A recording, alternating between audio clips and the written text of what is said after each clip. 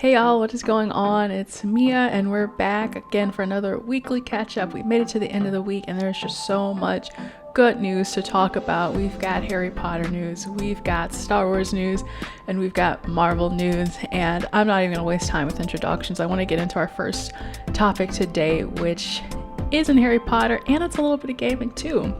So Warner Brothers literally just recently released a state of play trailer for Hogwarts Legacy, and I feel like this game has been in production for a very long time.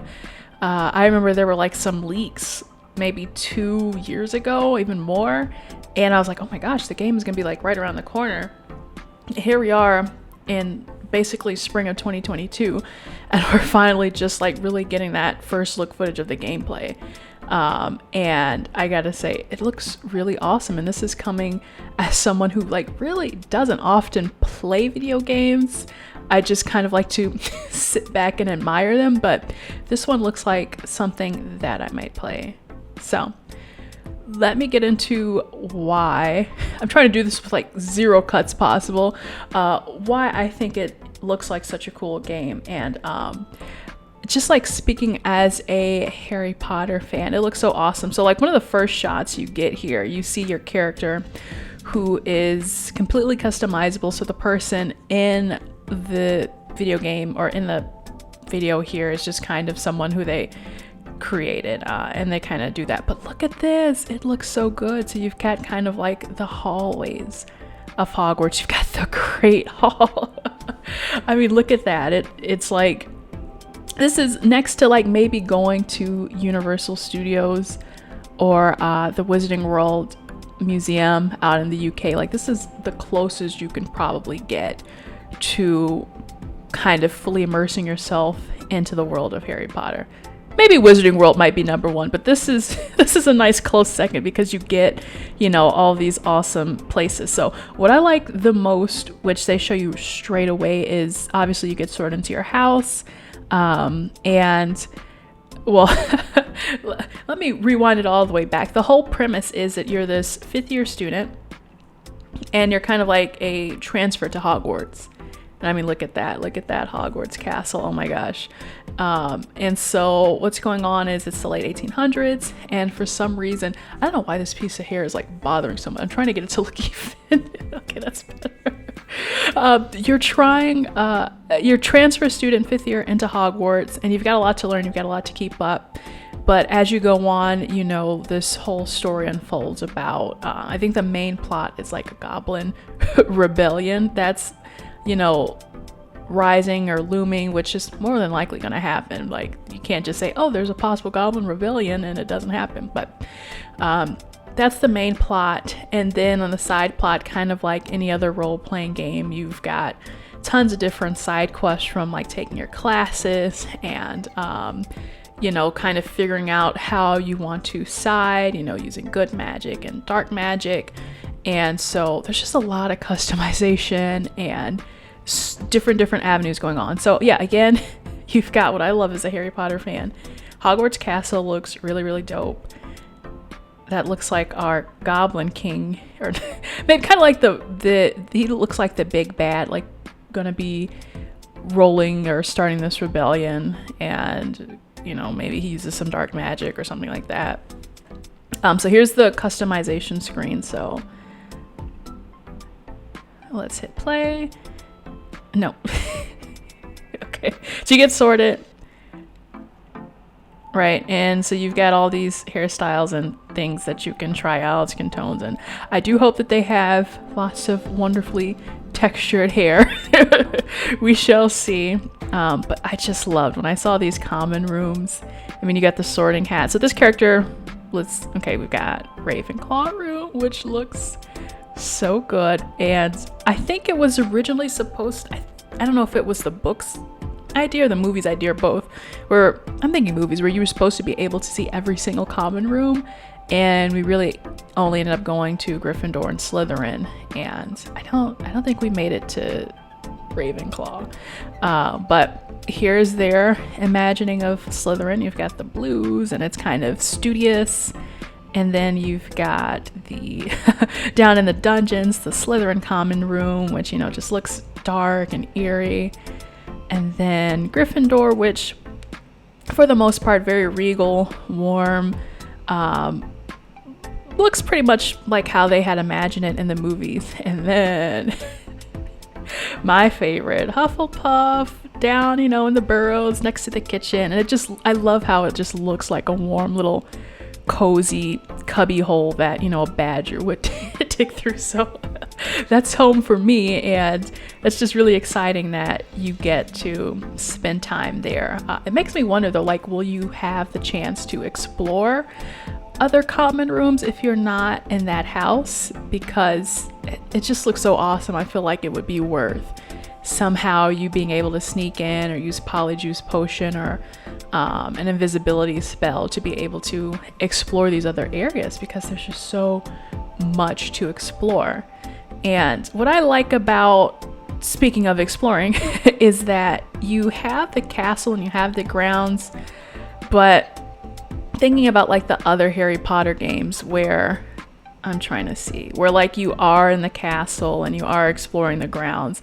It's kind of like, you know, one of those obbies, you know, like on Roblox, where everything, if you're not like in the main halls or the main corridors, you're like platforming and, you know, you're trying to destroy an enemy or you're trying to outrun something. So with this, for the most part, it looks like you like actually get to explore without having to jump through obstacles and hoops. Sans like maybe if you're on your way to Hogsmeade or on the outside of the castle and you've got these, they say there's like villains to defeat and stuff like that, you know, kind of like surprise attacks. I'm like, okay, sure, but I'm just mostly interested in being able to like walk around and explore Hogwarts without, you know, having to enter a rabbit hole or to go to another level or something like that, where, you know, like I'm just thinking back on those old Harry Potter games where you would have to like crawl through a little cubby and then all of a sudden you're in this like huge environment that, you know, it's an obby, but it's like, why would this be at Hogwarts Castle? You know, why would a student need to jump from platform to platform and grab this thing and push this button? It just never made any sense, but I know for the sake of the video games, they just had to kind of do that. So that was kind of funny. So yeah, you've got a lot of other components as well. The story mode, which I think again is kind of going with the goblin thing. You're taking classes. You've got a skill tree, which they call talents. So you can kind of update your, you know, your wizarding, skills, your skill level basically as you go on. And I'm trying to see here, because they don't like touch on everything. You've got your character, inventory, makes sense, talents, collections, challenges. So I would assume these are your side quests and things that you're doing off the script. Your map, outpost, so maybe messages. Oh no, quests. We have quests here. So quests or your side quests, and then I guess I'm assuming challenges, or maybe, you know, like collect 50 frog cards or something like that, or yeah, who knows, but that should be exciting. And then your reg load settings. So my gosh, you got room of requirement, which is completely customizable, and you can put all sorts of, I think that's kind of like your go-to is, you know, you can practice potions, catch up, craft materials. You know, wouldn't be a 2020s game without crafting. Even Animal Crossing has crafting. And of course there's dueling and combat, so you've got all these things. I'm not a dueling and combat person, which is probably the least appealing part of this to me. Like I would just rather this had been just a Wizarding World sim where, you know, you just go about and live your day. But I mean, hey, if they want to introduce the combat elements to it, I mean, it makes sense. You know, I don't see why you wouldn't. Look at the little Niffler. So yeah, that's what I'm excited for. I guess my only, and the friends. I love that you get to have friends from either house. They have their different backstories. You can become, I don't know if you can choose to become friends with one person or the other, but they have that. I don't know if they're romanceable.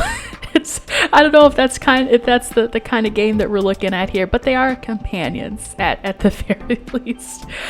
My only problem then would be that there's so much going on that you start having war terrors about, these big RPGs, kind of like specifically from Bethesda, like Fallout 4 or Skyrim, and you're like, it's just, the more you add to a game, especially in this sort of open world environment, the more area there is to mess up and introduce bugs. And I'm no game developer, like I'm not here to talk about the development aspect of this, but I do realize it's like, there might be a whole lot of T-posing characters, or there might be a whole lot of clipping through floors, or enemies that kind of bug out and things like that when it comes to these huge games. And I mean, we saw that with Cyberpunk, and it took them well over a year to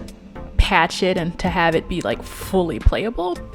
So, and just thinking about CD Projekt Red, like the way that they how they teased the game and how long it took, similar to this game, and it still shipped, or it still came out buggy, has me very, look at Hogsmeade by the way, has me very much concerned about, okay, is this game going to be playable, or is it going to be one of those laughing stocks, which again, it looks really good, but there's always that gray area. I don't think it's going to be necessarily like Fallout 76, because it doesn't seem like they have an online mode, but I think that would maybe be pretty cool too if you get like an online mode, or kind of like GTA Online, where it would take place out of the story mode. But then again, I'm like, yeah, it seems like it's asking a lot for a game that's already this size, and now you want to add your friends.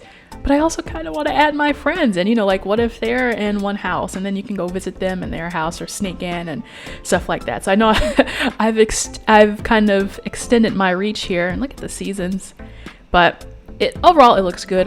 I'm be excited to play it. It says it is coming out this holiday season, so we'll see if they can deliver on that promise. It seems like it's been so long that we probably could get this game around then, and I'll be excited to, I think I will play this. I probably will try to take a stab at it, just because it's so cool, and just because I love the immersion of being in the Harry Potter world. So let me know your thoughts, guys, in the comments about Harry Potter, about Hogwarts Legacy, if you have any qualms about it, or if you just think it looks really awesome.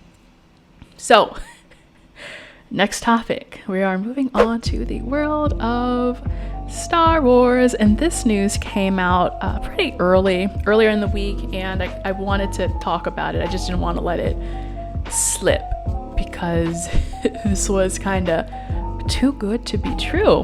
But, well, it almost is too good to be true, because it is not happening. So on the 14th, the Hollywood Reporter released this interesting scoop that said Darth Maul, we know him, we love him, was going to be in the Obi-Wan Kenobi series, which was like, wow, that's pretty huge. It's obviously a legacy character in Star Wars.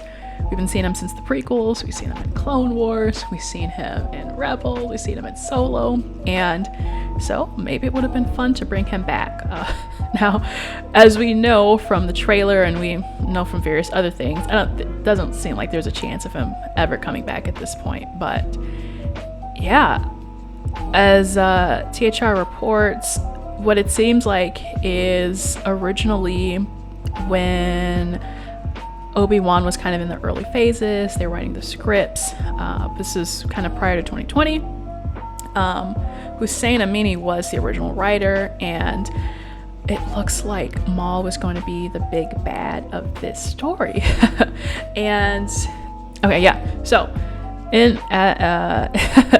the original script for this story, it looks like they were going to try to do a Lone Wolf and Cub thing, where Obi-Wan Kenobi is hiding and protecting Luke Skywalker, and yada yada yada. Kathleen Kennedy sends this to Dave Filoni and Jon Favreau, And they're like, this is a little too on the nose like The Mandalorian, because that's what The Mandalorian is, you know, lone wolf and cub, Mando and Grogu. He's hiding, protecting him, all these things. And so I'm like, well, I don't think it would have necessarily been, you know, if well, okay, here's what I'm questioning. Would it have been Obi-Wan Kenobi constantly on the move with Luke Skywalker, or would he had just literally sat him there on Tatooine and have been like, all right, sit, good boy, and I'll check in on you later? So that would have been a big difference. But I do understand, you know, Filoni and Favreau not wanting the story to tread and sound so, you know, repeated, basically similar to The Mandalorian. And then one thing led to another.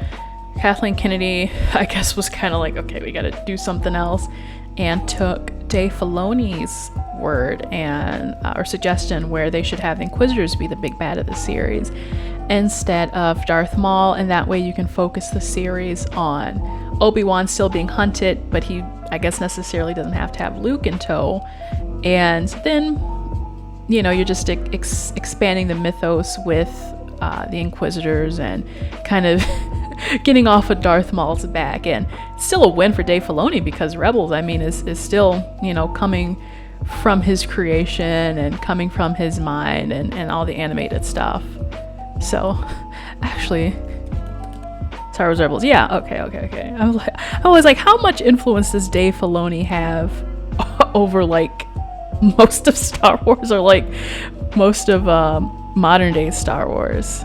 So yeah, he created Star Wars Rebels, because I was like, man, you know, you just start saying Dave Filoni so much, and I mean, he's basically at this point like George Lucas Jr. But the big question here is, would it have been interesting, or would it have been good for Darth Maul to have been the big bad in the Obi-Wan series? And I think I have to agree with Filoni, just in the fact that it's kind of like, why Darth Maul, you know, to begin with? We kind of have seen in the Clone Wars, and again, I'm not all caught up on this, but in the Clone Wars, you know, we had this whole thing where, okay, he died, came back to life, you know, from thanks to some spooky witches.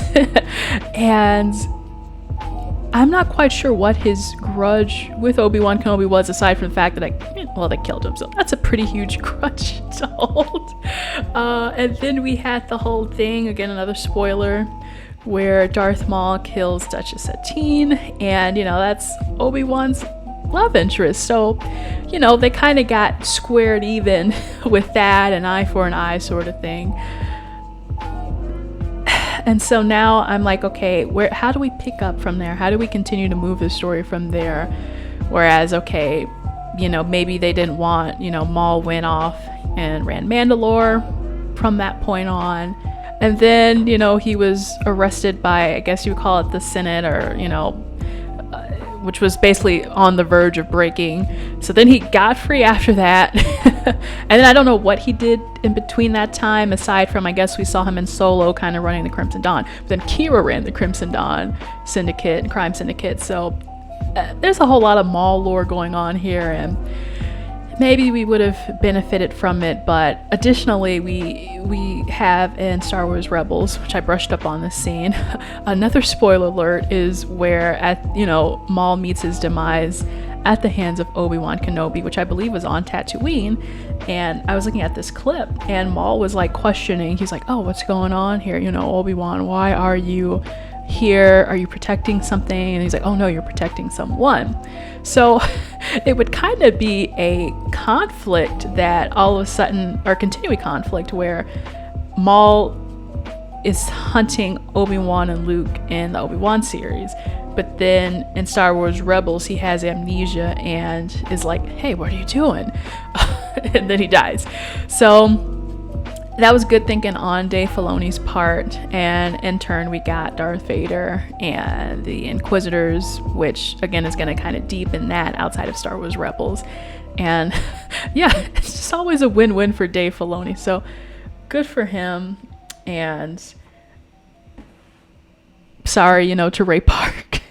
Now, finally, I've been talking a lot, and I'm like, oh my gosh, but some good news. It's some good stuff here. This came up a day ago that reportedly, maybe, possibly, we'll see there may be a Daredevil reboot, quote unquote, coming from Marvel Studios. And gosh, isn't this a whole can of worms, thinking about all the Defenders? You know, originally these shows, Daredevil, Iron Fist, Luke Cage, Jessica Jones, in addition to Defenders crossover, all streamed on Netflix, you know, only a couple years ago. Then more recently they were all pulled from Netflix, and we were like, oh no. And now they're on Disney Plus. They have a new home, and Disney Plus now has a mature rating, so you can see all the Jessica Jones, Luke Cage stuff that you want to see on Disney Plus. You know, anyway, back to Daredevil, which, you know, it's fun now that we have Daredevil really integrated into the MCU, or at least sort of kinda.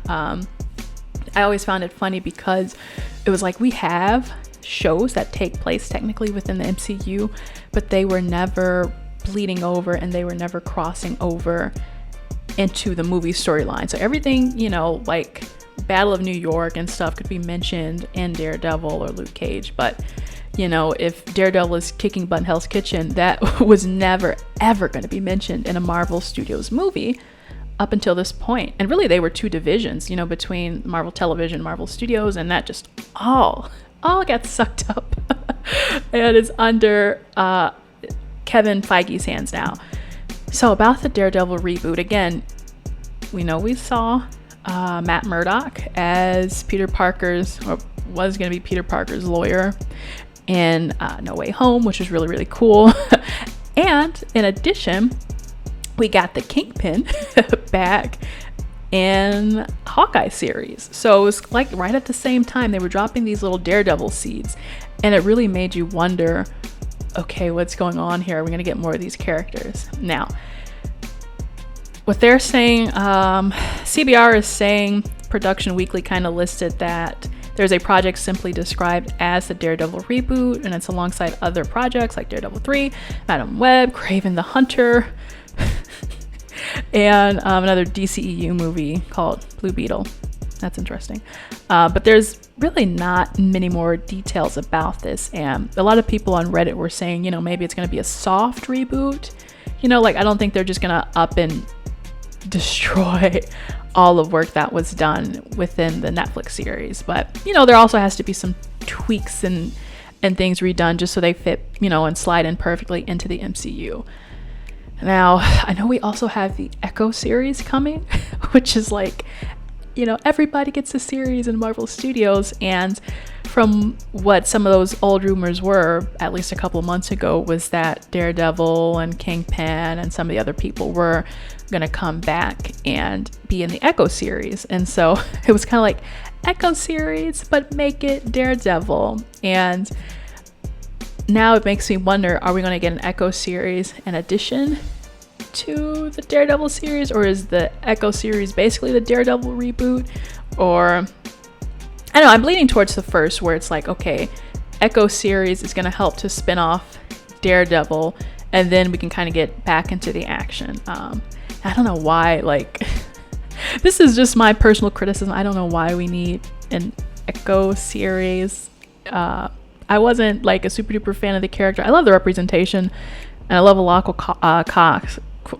They've got the same name, yeah. But other than that, I'm not here for the gratuitous dealing out of like every single person needing their own spin-off series. Like Agatha Harkness, sure, I get that. It was a fan's response to her.